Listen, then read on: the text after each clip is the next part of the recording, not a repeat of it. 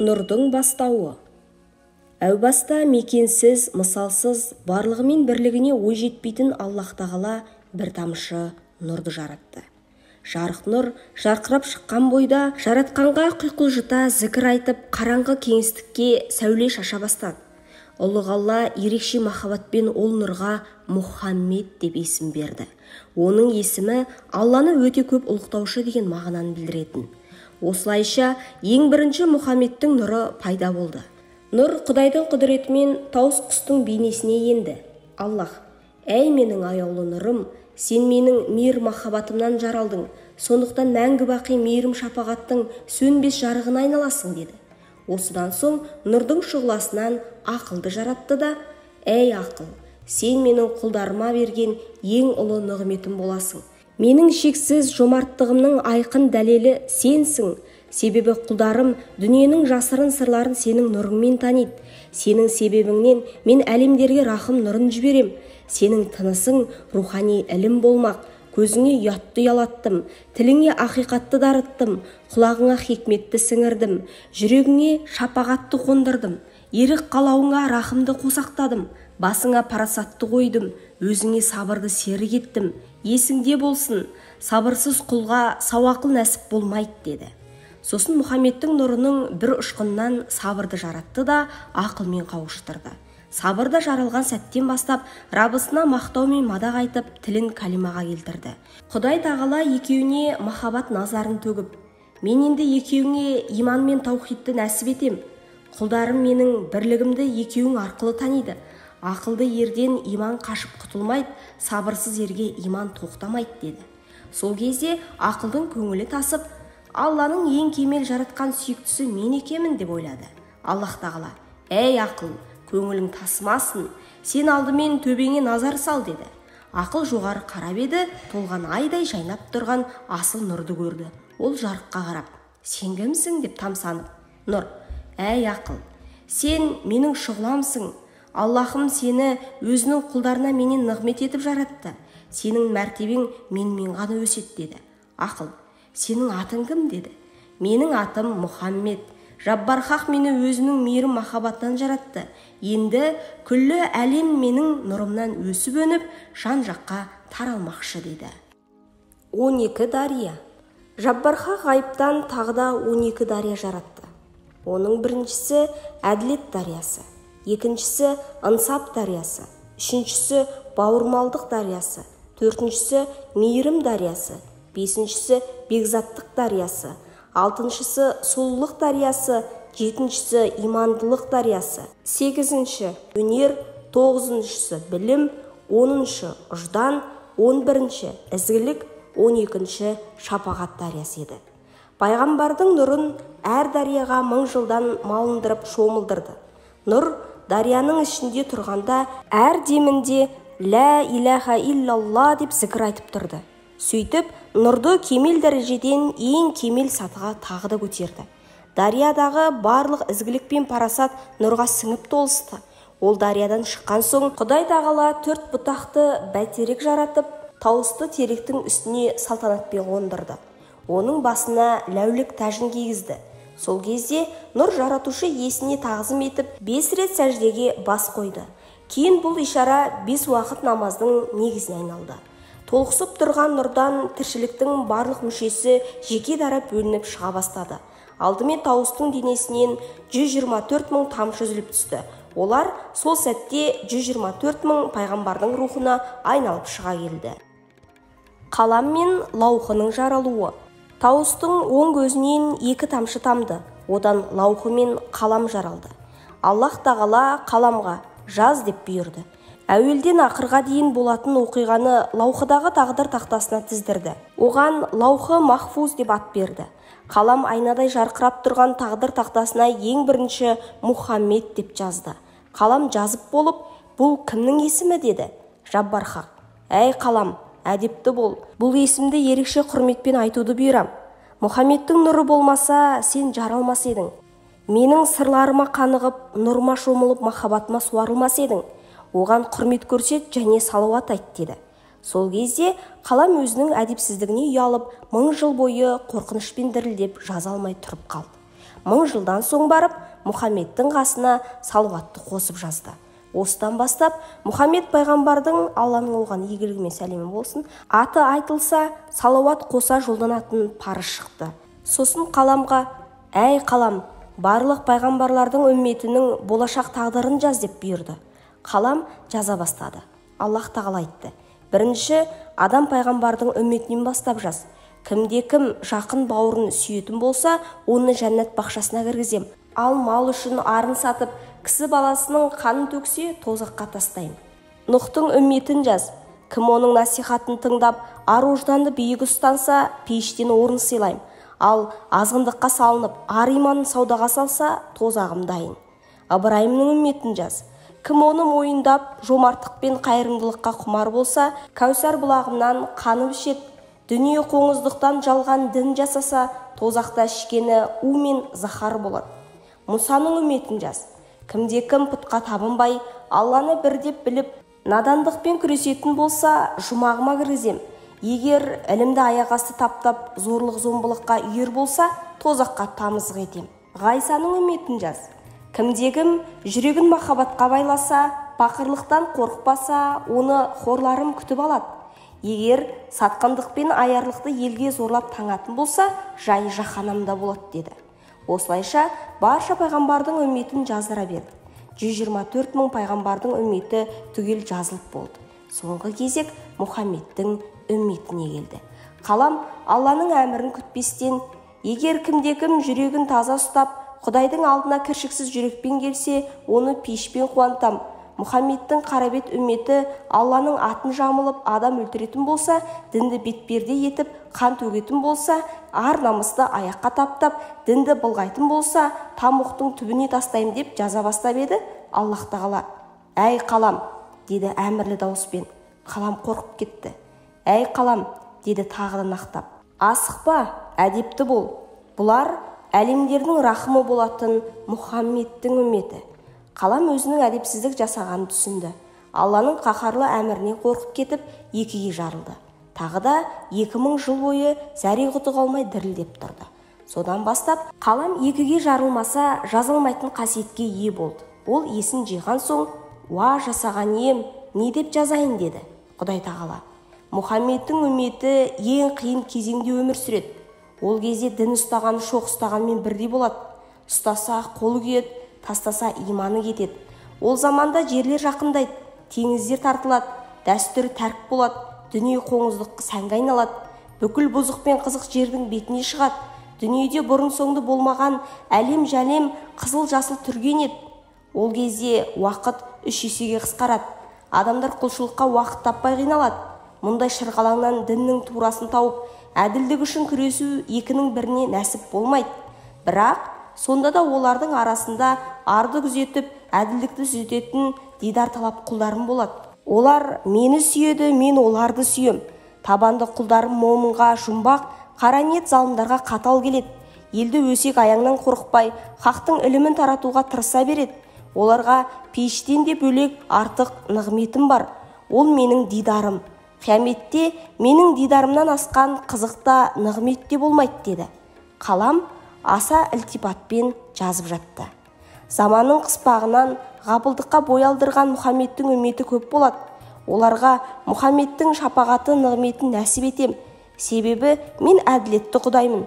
Бірақ шарты сол, ол пайғамбарына салауат айтсын. Мұхаммедті өзінің туған ата-анасынан да артық жақсы көретін дәрежеге жетсін. Кешірім сұраса, тәубесін сол мезетте сүйікті Мұхаммедтің құрметіне қабыл етем деді. Сол кезде болашақ үмметтің қиын тағдырын біліп тұрған пайғамбардың нұры Алланың шапағат нығметін естігенде ерекше шаттанып: «Уа жаратқан, мен ризамын» деп емірене тіл қатты. Періштелердің жаралуы. Тауыстың сол көзінен 2 тамшы тамды. Ол екеуі ғарш мен күрсіге айналды. Мүбәрактың оң құлағынан 2 тамшы үзіліп барып, Жибрейіл мен Мәкаил періштеге айналып шыға келді. Сол құлағынан үзіліп түскен 2 тамшыдан Ысрапыл мен Әзірейіл періштені сомдады. Самайынан аққан тамшылардан миллиондаған періште қалқып шықты. Бір тамшыдан Миғраж түнін жаратып, оған барша қасиет пен кейін дарытты. Біреуінен қанатты пырақтарды бейнелеп, Ақырдың соңында менің пайғамбарым Мұхаммед маған адам бейнесінде қонаққа келеді. Кім өзін осы бастан тақуа ұстаса, сол менің досымды маған қонаққа келуге лайықты болады. Хабибіме серік болып, менің рахымыма бөленеді деді. Мұны естіген барша пырақ желде жүйткіп жарыса жөнелді. Олар сол сағаттан бастап Мұхаммед пайғамбар Миғраж түні аспанға ұшқанға дейін оны тағатсыз күтіп, бір-бірінен тақуалықта озуға тырысты. 4-ші тамшыдан және бір періштені жаратып, ақырдың соңында Мұхаммед Миғражға көтеріледі. Менің дәргейіме жақындаған кезде періште де пырақты жылжи алмайды, дәрменсіз халге түседі. Сол кезде осы жайнамаз ғана Хабибімді маған жеткізе алады. Сен сол жайнамазды қазірден бастап тоқисың. Миғраж түні сүйікті досымның жайнамазы дайын болсын деп әмір етті. Періште жайнамаз тоқуға кірісті. Жибрил періштенің нұры 18 000 жыл бойы ғаршы ағланның астында тұрды. Күлі періште оның құзырына қарады.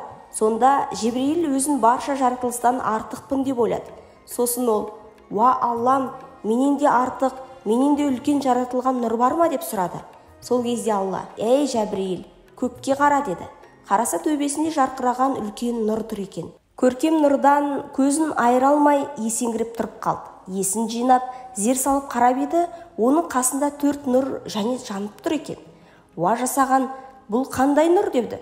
Аллах тағала: «Ей Жабриил, әдепті бол. Сенің өзіңді осы нұрдың бір тамшысынан жараттым. Ол нұр болмаса, сен мына нығметтің ұшқынында көрмес едің. Бұл Мұхаммед Мұстафаның нұры. Ол менің Хабибім. Сен оған салауат айт» деп бұйырды. Жибрил салауат айтты. Сосын періште: «Жанындағы 4 нұр кімдікі?» деп сұрады. Ол Мұхаммедтің 4 серігі 4 шадияр Әбу Бәкір, Омар, Оспан, Әлидің нұры деді. «Уа Аллам, бұл 4-еуінің нұры басқалардан артық па?» деді. Жаббар хақ: «Мен 4 шадиярдың бәсін басқалардан артық еттім. Кім бұларды өзіне дос санаса, маған да дос болады. Кім бұларды дұшпан көрсе, менімен қас болады. Бұлардың достарын да дос көрген құлдарымды жұмаққа кіргізем» деді. Сол кезде Жибрил тәубесіне келіп: «Уа Құдайым, мен әдепсіз іс қылдым, өзімді бәрінен артық санадым. Саған қарауға бетім жоқ. Осы айыбымды ақтайтын маған бір міндет жүкте. Мен Мұхаммедке алаңсыз қызмет етейін» деп сұранды. Құдай тағала: «Ақырдың соңында менің Хабибім пәни дүниеге барып, хақтың ілімін жаяды. Адамзаттың хикмет кеудесі жүрек көзін ашуды үйретеді. Құранның нұрын әлемге шашады. Оның дәрежесі қандай ұлық болса, міндеті де сондай ауыр. Миғраж түні болғанда Мұхаммедті дәргейіме қонаққа шақырам. Сен сол түні оны пырақпен бірге аршы әлемін аралатып қыдыртасың. 7 тозақ, 8 пейішті көрсетесің» деді. Осылайша Жибрилдің көңілі жайланды. Тауыстың тұмсығынан 8 тамшы және тамды. Одан 8 жұмақ жаралып, айнала нұрлана түсті. Аяғынан себелеген 7 тамшыдан 7 түрлі тозақ жаралды. Жердегі тіршіліктің басталуы. Құстың 2 бетінен сырғып түскен 2 тамшыдан ай мен күн жаралды. Маңдайынан бір тамшы су ағып еді, ол миллиардтаған зәрреге бөлініп кетті де қисапсыз жұлдызды шырақ етіп жақты.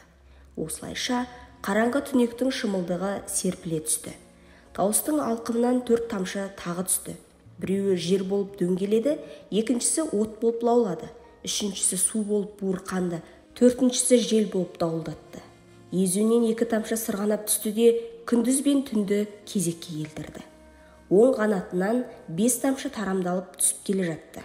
Осылардан әуелі Сидратүл Мандаханы, сосын Туба ағашын, 3-ші Хауыз Кәусарын жаратты да пейішті зейнеттеді. 4-ші тамшыдан Бәйтүл Мұқадасты, 5-шіден Адам атаның асасын жонды. Ол асатаяқ Адамнан Шиш пайғамбарға қалды. Ол кейін келе Мұса пайғамбарға нәсіп болды. Одан соң барша машайықтарға мирасқа қалды. Сол қанатынан 5 тамшы және тамды. Олардан әуелі ұйтқыған боран соқты. 2-ші тамшыдан жауын шашын сіркіреді. 3-шісі найзағай болып жарқылдады. 4-ші тамшыдан Сүлеймен пайғамбардың жүзігі соғылды. Соңғы тамшыдан Ысырапылдың қиямет қайымда үрлейтін айбынды сүрі сомдалды. Тауыс құйрығын желпеуіш сияқты жайып жібергенде, одан сан мыңдаған қауырсындар шашырай өсіп шықты. Енді әрбір қауырсыннан мөлдіреген тамшылар шық болып домалап түсе бастады. Аллах тағала бір тамшыдан түпсіз мұхит пен телегей теңізді жаратып, дөңгелеген жердің үстіне қотарды. Сол мезетте жердің бетін топан су басты. Екінші тамшыдан топырақты жаратып, судың үстіне тастады. Одан қарайған құрлықтар пайда болды. Су мен топырақтың салмағынан қара жер шайқатылып кетті. Ол өз кіндігінде дұрыс айнала алмай, тепе-теңдігі бұзылды. Шебер Алла үшінші тамшыдан асқар тауды жаратты да жерге қазық етіп жан-жағынан қақты. Қара жердің дірілі кенет кілт тоқтады. Содан бері жер шары өз кіндігінде әліге дейін мінсіз айналып тұр екен. Бір кезде жерге тіл бітіп, Аллаға тәсбих тахлил айтып, оның 99 есімін зікірге қосты. Жаббар Хақ риза болып: «Қара жер, ықыласыңа разымын. Сен ақиреттің көлеңкесі боласың. Адамзаттың 5 күн жалғандағы сынақ алаңы сенде өтеді. Адам ұрпағы пәни жалғанда еккен егінін ақиретте менен алатын болады» деді. Жер: «Уа мейірімді ем, мен де сенің мәңгілік назарында болғым келеді. Сынақ алаңнан басқа маған қандай да бір нығметің нәсіп бола ма?» деді. Қара жер: «Қайғырма, мен әділ Құдаймын. Бір үйімді сенің бетіңе соғам, құдіретімнің белгісі ретінде қара тасты жерге түсірем. Тәубе қылып, менен рахмет тілеген құлдарым менің үйіме зиярат жасайтын болады» деді.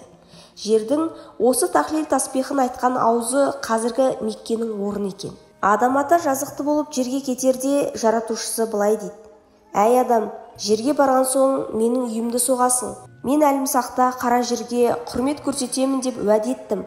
Барлық қылған тәубеңді Қағбаға барғанда қабыл көрем. Қағбаның белгісі қасиетті қара тас болар». Содан бастап Қағба Құдайдан рахмет тілеп қажылыққа баратын барлық тақуа тауазының киелі мекеніне айналыпты. Аллах тағала тауды жаратып жерге қазық еткен соң, жердің бір жағына айды, бір жағына күнді әкеліп орнатты. Күнді құдіретімен от қылып жақты, ал ай болса оның нұрынан қарыз алып жер бетіне әлсіз ғана сәуле шашатын болды. Сансыз жұлдызды кеңістікке тарыдай шашып жіберді де самсатып жағып қойды. Тек темір қазық жұлдызын ғана жылжымастай етіп ортасына қадады. Осылайша аспан әлемі жұлдыздармен зейнеттеліп хикметке толып шыға келді. Төртінші тамшыдан бұлттар буланып шықты. Жаббар Хақ құдіретімен найзағай оты мен кемпір қосақ бояуларын бұлттың арасына жасырды. Қалың бұлт жердің бетін жауып тұрды. Сол кезде бір шетінен самал жел тұрғызды. Самал жел қалың бұлтты қағайырып жан-жаққа будақ-будағымен айдай жөнелді. Бұлттар әлемі бір тәртіппен жылжу үшін төбесіне көк аспанды күн безетіп кигізді. Осылайша көк аспан сәнделіп әсем түнге бөленді. Бірақ жердің беті әлі де ұсқынсыз еді. Құдай тағала қауырсыннан аққан 5-ші тамшыдан жасыл желекті таратып жердің бетіне шашып жіберді. Сол мезетте жер беті ну орманға, қалың тоғайға, жасыл жазираға айналып шыға келді. Теңізге түскен шөптер балдырға айналды. 6-шы тамшыдан бір топ мақлұқты жаратып алдымен суға жіберді. Ол теңіз бен мұхитта ғұмыр кешетін миллиондаған тіршілік иесіне айналып жердің ажарын аша түсті. 7-ші тамшыға жан бітіріп топыраққа тастады.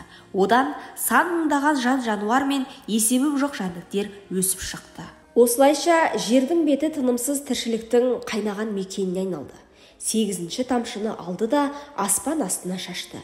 Шашырай түскен тамшылар жер бетіне жетпестен қисапсыз құсқа айналып өзіне ыңғайлы мекендерге ұша жөнелді. 9-шы тамшыдан Әбу Бәкір, Омар, Оспан, Әлидің рухтары бөлініп шықты. 10-шы тамшыдан әуелден ақырға дейін дүниеге келетін барша адамның рухын жасап, оларға әр түрлі кескін келбет тіл жаратты. Тауыстың көкірегінен аққан бір тамшы нұрдан ілім, білім, өнер, кәсіп жаратып барша рухтың үстіне шашты. Сондықтан да барлық адамның бойында белгілі бір ғылым мен өнерге бейім болып тұратын қасиет дарыды. Дүние тіршілігін бастаған кез келген адам ерінбей еңбек етсе, осы әуелден дарыған дарынын жарыққа шығара алады екен. Аллах: «Уа менің құлдарым, сендердің барлығың Мұхаммед пайғамбардың нұрынан жаралдыңдар. Оның рухына қарап құрмет көрсетіңдер» деп бұйырды. Барлық аруақ пайғамбардың рухына қарап тағзым етті. Сол кезде оның басын көргендер даналықпен ел билеген сұлтандар болды. Мүбәрактың жүзін көргендер қазы, би болып әділдікке қызмет етті. Момындардың ақысын жегізбей таразыны тең ұстады. Пайғамбардың көзіне қарағандар абыз, қары, ғұлама болып Құранды жүрекке тоқыды. Ел сыйлаған құрметті кісілер кісілерге айналды. Мұхаммед пайғамбардың қасына көзі түскендер ақылды, білімді адам болып, білім ғылымның нұрын шашты. Жүзін көргендерге даналық дарып, хакімдік мәртебе иеленді. Олар сонымен бірге мың бір дерттің шипасын білетін болды. Ауру сырқауды емдеп, халықтың алғысын алды. Пайғамбардың екі ернін көзі шалғандар патшаға уәзір болып қызмет етті. Аузын көргендердің дүниеде істері сәтті, берекелі болып, көңіліне қайғы қасірет келмеді. Көз жасын байқағандардың ажар көркі асып, сұлу да сымбатты адам болып тіршілік кешті. Пайғамбардың құлағына назар түскендердің пешенесіне елші болып, екі елді елдестірмек міндеті жазылды. Мүбәрактың алқымына назар салғандар тахлил тасбих айтатын тақуалардың сапынан орын алды. Пайғамбардың екі қарына көзі түскен жандар ер жүрек, батыр болып жаудай мерей асты. Кімде-кім оң алақанын көрсе, ұстаға айналып, он саусағынан өнер тамған зергер болды. Сол алақанын көргендер таразы ұстап, сауда істін дөңгелетті. Екі қолына бірдей назар салғандар қолы берекелі, жомарт жандар ретінде халыққа танылды. Осылайша жерге түспей тұрып, Алланың қалауымен Мұхаммедтің рухын тамашалап, оның қасиетті денесін көргендер дүниеде атақ лауазым, мәртебе кәсіптеріне еншіледі. Сол кезде аршы, күрсі, лаухы, қалам, 7 қат көк, 7 қат жер, тау-тас, ағаштар, сулар, періштелер, 18 мың ғалам Мұхаммедтің нұрын бізде жақыннан көрсек, нұрды бізге бер деп Аллаға арыз айтты. Құдай тағала бұл нұр барша адамзатқа ортақ. Мейірім мен махаббатқа құмар болған барлық мақлұқат бұл нұрға жақындай түседі деді. Сәлемнің басы. Аллах тағала нұр Мұхаммедке: әй менің досым Мұхаммед, мен барша ғаламды сен үшін жараттым. Сен болмасаң, мына әлем жаралмас еді. Енді сенің өз нұрыңнан нәр алған 18 мың ғаламды аралап көруге рұқсат деді.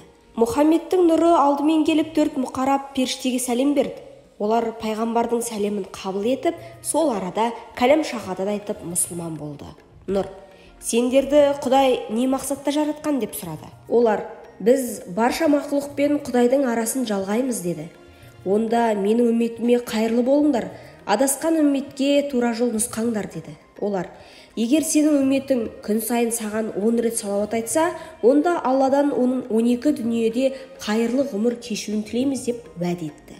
Онан кейін аршы, күрсі, лаухы қаламға келіп сәлем етті. Олар да сәлемін қабыл етті де ерекше ышық махаббатпен «Әшхаду әллә иләха иллаллах ва әшхаду әнна Мұхаммадын абдуху ва расулух» деп кәлем шахадат айтып мұсылман болды. Нұр Мұхаммед: әй қалам, сенің қызметің не деп сұрады. Қалам: әлемнің әуелі мен ақырына дейін болатын оқиғаны Жаббар хақтың қалауымен жазам деді.